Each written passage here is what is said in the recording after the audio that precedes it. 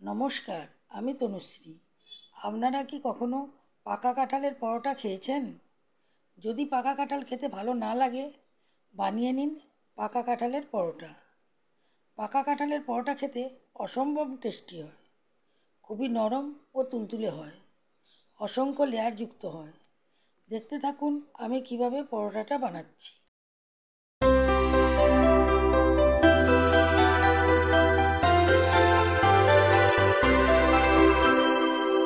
এখন পাকা কাঁঠালের সিজন, আপনাদেরকে আমি পাকা কাঁঠালের পরোটা বানিয়ে দেখাবো। এই জন্য আমি পাকা কাঁঠালের কিছু খাজা কুয়া নিয়ে নিয়েছি।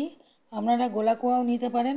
পরোটা বানানোর জন্য খাজা এবং গোলার যেটাই নেন না কেন সেটা দিয়েই খুব ভালোভাবে পরোটা বানানো যাবে।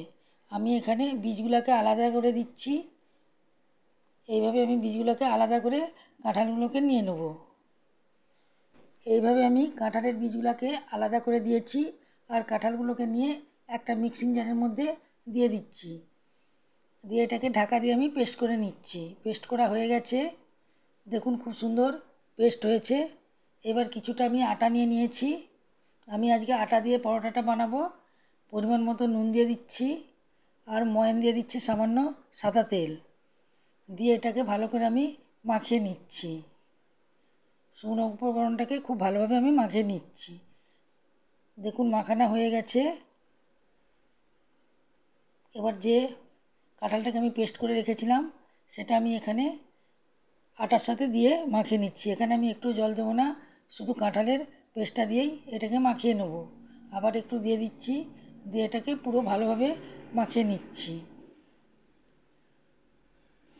দেখুন মাখানো হয়ে গেছে। এবার এটাকে খুব ভালোভাবে আমি একটু দলে নিচ্ছি। একটু দলে নিলে পরোটাটা সুন্দর হয় এবং খেতে ভালো হয়। এবার উপর থেকে আমি একটু সাদা তেল দিয়ে দিচ্ছি, দিয়ে এবার চারদিকটা বুলিয়ে দিচ্ছি। বুলিয়ে একে ঢাকা দিয়ে রেখে দিচ্ছি 10 মিনিটের জন্য। 10 মিনিট হয়ে গেছে। এবার এটাকে খুলে নিয়েছি। দেখুন আগের থেকে কত সুন্দর সফট হয়েছে।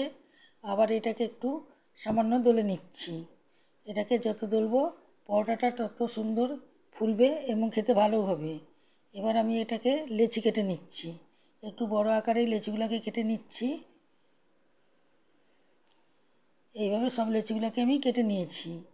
এবার এগুলোকে একটা নিয়ে এইভাবে গোল করে নিচ্ছি। এইভাবে সবগুলোকে আমি গোল করে নেব। সব গোল করা হয়ে গেছে। একটু তেল নিয়েছি, এবার এটাকে বেলে নেব। তার জন্য আমি তেলটা চারিদিকে বুলিয়ে দিচ্ছি। বেলুন কাঠ ও পিঁড়ির মধ্যে তেলটাকে একটু বুলিয়ে দিয়েছি। এবার একটা লেচি নিয়েছি, একটু তেল নিয়েছি, নিয়ে এটাকে বেলে নিচ্ছি। দেখুন আমি কিভাবে বেলছি। প্রথমে আমি গোল করে বেলে নিয়েছি, তারপর একটু সামান্য তেল লাগিয়ে দিচ্ছি। লাগিয়ে দিয়ে এইভাবে ভাঁজ করে দিয়েছি, তেল লাগিয়ে দিয়েছি, আবার ওর উপর আরেকটা ভাঁজ করে দিয়েছি। দিয়ে সাইড থেকে একটা ভাঁজ করছি, আবার ওই সাইডে একটা ভাঁজ করে দিচ্ছি। আবার এটাকে আমি চৌকো করে বেলে নিচ্ছি। আপনারা অবশ্যই ভালোভাবে এটা লক্ষ্য করবেন আমি কিভাবে এটাকে বেলে নিচ্ছি। আপনারা এইভাবেই বানাবেন, পরোটাটা খেতে খুব সুন্দর লাগবে। আমি আবার একটা নিয়েছি, নিয়ে আপনাদেরকে দেখিয়ে দিচ্ছি। আপনারা ভালোভাবে দেখতে থাকুন আমি কিভাবে এটাকে বেলছি।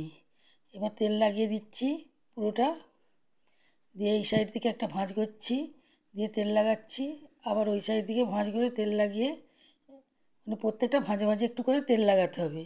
তাহলে পরোটাটা খুব সুন্দর ফুলবে এবং মুচমুচে হবে, খেতেও ভালো লাগবে। আমার এটাও একটা তৈরি হয়ে গেল।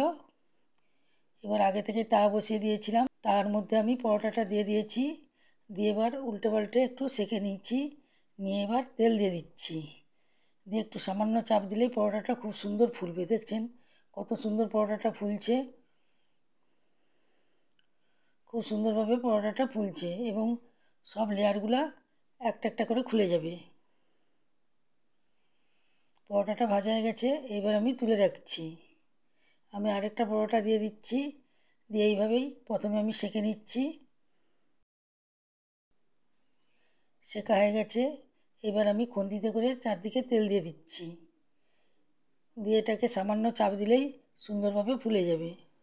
এই পাকা কাঁঠালের পরোটা খেতে এতটাই টেস্টি হয় যে ছোট থেকে বড়রা সবাই খেতে খুবই পছন্দ করবে। এবং আপনাকে বারবার চেয়ে চেয়ে খাবে। পরোটাটা হয়ে গেছে, এটাকে আমি উঠিয়ে রাখছি। দেখুন সব পরোটাগুলোকে আমি তৈরি করে নিয়েছি। দেখুন কতগুলো পরোটা তৈরি করে নিয়েছি কত কম সময়ের মধ্যে। পরোটাগুলো দেখুন কত নরম ও তুলতুলে হয়েছে, হাতের মধ্যেই চলে আসছে। দেখুন আপনার দিকে একটা একটা করে ছিঁড়ে দেখাচ্ছি কত সুন্দর লেয়ার হয়েছে, প্রত্যেকটা পার্ট খুলে যাচ্ছে। আপনারা এইভাবেই বাড়িতে একবার বানাবেন। এর সাথে আমি আলুর তরকারি করেছিলাম। এই পরোটার সাথে আলুর তরকারি খেতে খুবই ভালো লাগে। আপনারা যে কোনো তরকারি করতে পারেন এবং আলু ভাজার সাথেও খেতে পারেন। যদি আমার ভিডিওটি ভালো লেগে থাকে লাইক করতে ভুলবেন না। এই রকম নতুন নতুন রেসিপি পাওয়ার জন্য আমার চ্যানেলকে অবশ্যই সাবস্ক্রাইব করবেন এবং প্রচুর প্রচুর শেয়ার করবেন।